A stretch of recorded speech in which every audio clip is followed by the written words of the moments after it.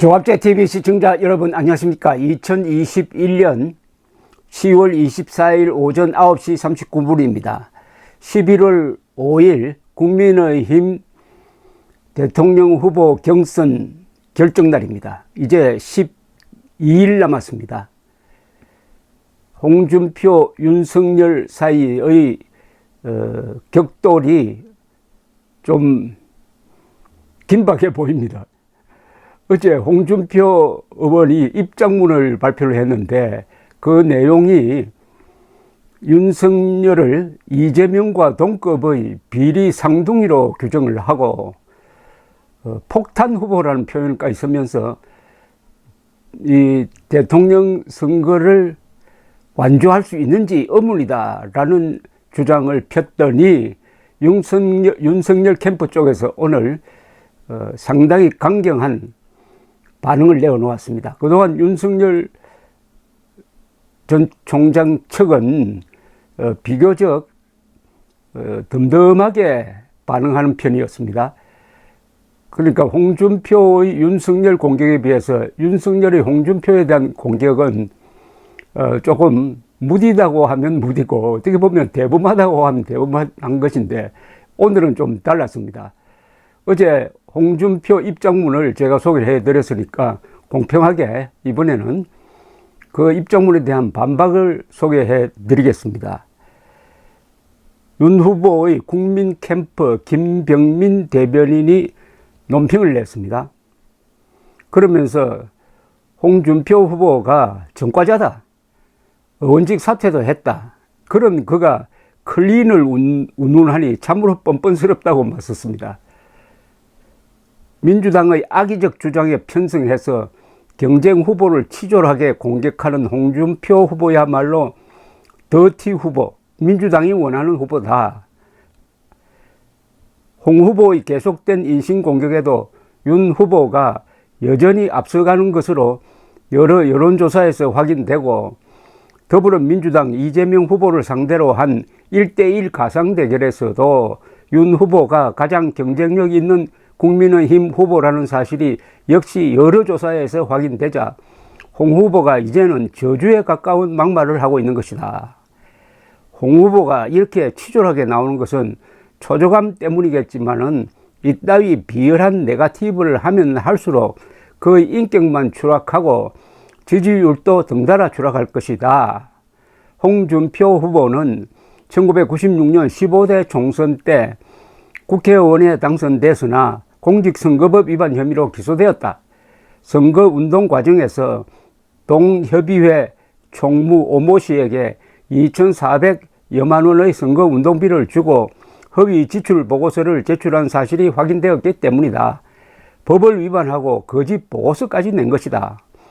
홍 후보는 당시 의원직 상실 위기에 처하자 의원직에서 사퇴했지만 대법원은 그에게 유죄 판결을 내렸다. 그의 당선은 무효가 되었고 그의 피선거권도 박탈됐다. 이뿐인가, 홍 후보는 2018년 등록되지 않은 여론조사를 공표한 혐의로 2천만 원 과태료 처분을 받았던 전력도 가지고 있다. 홍 후보는 당 원내대표 시절 국민 세금으로 받는 특수활동비를 아내에게 갖다 주지 않았나? 그의 아내가 홍 후보 후원회장을 맡고 있는데 그때 차곡차곡 쌓아둔 국민 세금으로 지금 선거운동을 하고 있나 묻고 싶다. 이런 게 무슨 클린인가? 그럼에도 깨끗한 척하는 홍 후보의 행태는 양두구육 아닌가? 홍 후보는 몰상식한 은행을 즉각 중단하라. 그리고 자신의 흠결을 생각하며 성찰부터 하기 바란다고 덧붙였습니다. 지금까지 나온 윤석열 측의 이 반응으로서는 가장 강경합니다. 참고로 어제 홍준표 의원이 발표한 입장문 요지도 같이 설명드리겠습니다. 어제 홍준표 후보는 입장문을 통해서 부도덕하고 부패한 이재명 후보를 이기기 위해서는 우리 당에서는 깨끗한 후보가 나가야 한다고 했습니다.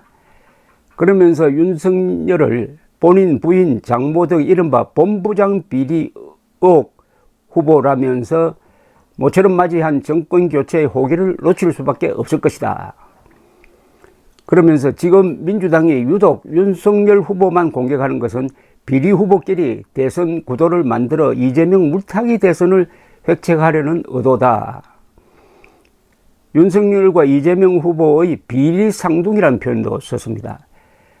그리고 이재명과 윤석열은 이른바 적대적 공생관계다. 그러면서 윤석열 후보 연루 고발 사주 사건, 윤 후보 부인의 주가 조작 사건이란 표현을 썼는데,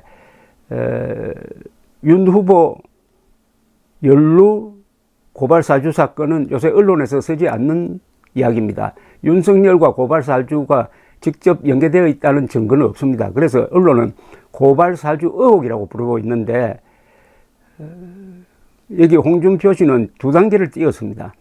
고발 사주 사건이라고 해서 고발 사주가 있었던 것처럼 이야기하면서 그걸 윤석열과 연결시켰습니다. 참고로 고발장이 접수되지 않았습니다. 사실은 고발 미수 사건입니다. 그리고 윤 후보 부인의 주가 조작 사건도 그게 기소도 되지 않고 유죄 선고도 나오지 않았으니까 주가 조작 의혹이라고 하면 몰라도 주가 조작 사건은 이거는 과장이라고 보여집니다. 하여튼 그런 아주 격렬한 표현을 했습니다. 그러면서 이재명 후보의 치명적 약점인 성남 대장동 비리 사건을 박영수, 김만배, 윤석열 3자를 묶어 오히려 이재명 게이트가 아닌 윤석열 게이트로 만드는 프레임을 짜고 있다고 했습니다. 윤석열 게이트라는 표현도 처음 듣습니다, 저는. 그러면서 윤석열 후보는 온갖 구설수와 비리로 대선 본선까지 버티지 못할 수도 있고 설령 대선에서 승리하더라도 정상적인 국정 운영이 불가능할 것이다. 그러면서 비리 없는 후보, 국정 능력이 풍부한 후보, 정치력이 있는 후보만이 이런 민주당의 공작을 헤쳐나갈 수 있고 대선 승리를 보장할 수 있다. 라고 했더니 오늘 윤석열 측에서 귀하는 선거법 위반으로 기소되어 가지고 결국 의원직 사퇴까지 하지 않았느냐, 전과가 있지 않느냐, 이렇게 딱 들이대었습니다. 이런 격렬한 싸움은 국민들의 흥미를 돋구는 데는 효과가 있습니다. 정치에 대해서 국민들이 바라는 것은 치열하게 싸우는 겁니다. 오손도손 합의하고 협상하는 거 바람직하긴 하지만 우리 국민들, 특히 드라마틱한 것을 좋아하는 우리 국민들은 그런 거 별로 관심 없어 합니다. 이렇게 그런 점에서 홍준표, 윤석열의 이런 거친 싸움을 꼭 나쁘다고만은 볼 수가 없습니다. 흥행 효과를 돋우는 면이 있습니다. 문제는 다음입니다. 11월 5일 두 사람 중에 한 사람이 당선될 텐데, 후보로 확정될 텐데, 그 뒤에 진 사람이 깨끗하게 승복하느냐, 아니면은 계속 뒤에서 험담을 하느냐, 여기에 정권 교체가 가능하냐 여부가 달려 있을 것이라고 생각을 합니다. 그날은 누가 당선되느냐만큼 중요한 게 2등 한 사람이 깔끔한 정리를 할 것이냐의 여부입니다. 그리고 국민의힘은 지금 정권을 갖고 있지 않습니다. 불리한 상황에서 싸웁니다. 언론과 여론의 뒷받침이 없으면 무너지게 되어 있습니다. 그러려면은 국민의힘은 누가 당선되든지 원팀으로 가야 합니다. 스크럼을 짜야 합니다. 이번에 8명 대통령 후보로 나온 사람 중에서 황교안은 빼고, 그분은 부정경선을 주장을 하니까 이 자체를 인정하지 않습니다. 7명은 한 팀이 돼야 합니다. 최재형 같이 국민적 신망이 있는 그런 사람도 나오고, 그 다음에 마지막으로는 안철수와도 반드시 손을 잡아야 합니다. 이 후보 단일화. 근데 이 후보 단일화를 염두에 둔다면은 홍준표, 윤석열 두 사람 사이의 싸움도 어떤 한계 안에서 이루어져야 되지 않을까 하는 생각을 듭니다.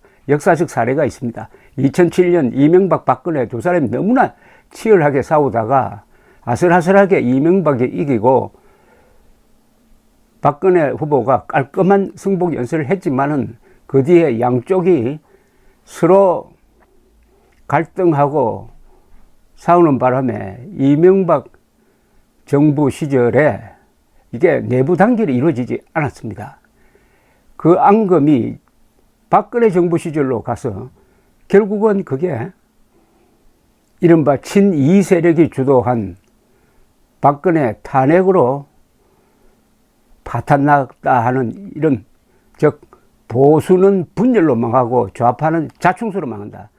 좌파는 이재명을 선택함으로써 자충수를 두었는데 여기에 보수가 분열하지 않아야 이길 수 있는데 보수마저 분열해버리면은 내년 3월 9일 정권교체라는 국민들의, 다수 국민들의 여망을 배신하게 될 것입니다. 이념이 뭐냐? 황장엽 선생이 공동체의 이해관계에 대한 자각이라고 했습니다.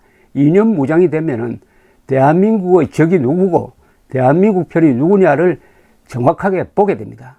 대한민국의 적은 김정은 세력이고 김정은에 굴종하는 대한민국 안의 종북, 친북 세력임을 잊어서는 안 될 것입니다. 감사합니다.